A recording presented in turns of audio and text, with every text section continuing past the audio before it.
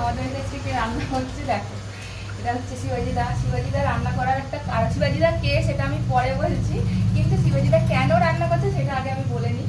শিবাজিদা হচ্ছে একজন হোটেল ম্যানেজমেন্টের শেফ, ঠিক আছে, আইটিসি রয়্যালের শেফ। এবার আমাদের কাছে আজকে এসছে, সেই জন্য ভাবলাম যে তাহলে আমরা যে নর্মাল রান্না করবো সেই রান্নার সাথে তাহলে শিবাজিদার হাতের রান্না সম্পূর্ণ আলাদা হবে এবং টেস্টও আলাদা হবে। সেই জন্য শিবাজিদাকে আমি রিকোয়েস্ট করেছি আজকে আমাদের বাড়িতে রাইস আর চিকেন কষা বানিয়ে, সেই জন্য চিকেনটা এসছে। একবার চিকেনটা শুধু দেখাও। এখন চিকেনটাই হচ্ছে এতক্ষণ ধরে, কখন থেকে স্টার্ট করেছে, এখনো রাইস বাকি আছে।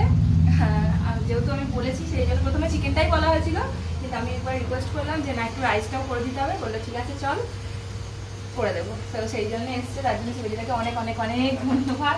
আর আমাকেও তার সাথে একটু ভালো করে রান্না শিখিয়ে দিচ্ছে।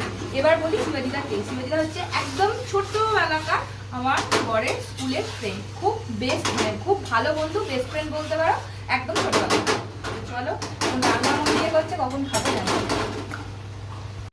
ও হ্যাঁ, আরেকটা কথা বলতে পেরেছি, শুধু আইটিসি রয়্যাল না, এর আগেও শিবাজিদা অনেক 5 স্টার হোটেলে মানে ছিল, যেমন নভোটেল, হায়াত, ঠিক আছে, সব 5 স্টার হোটেলে ছিল এবং শিবাজিদা একজন সিনিয়র শেফ।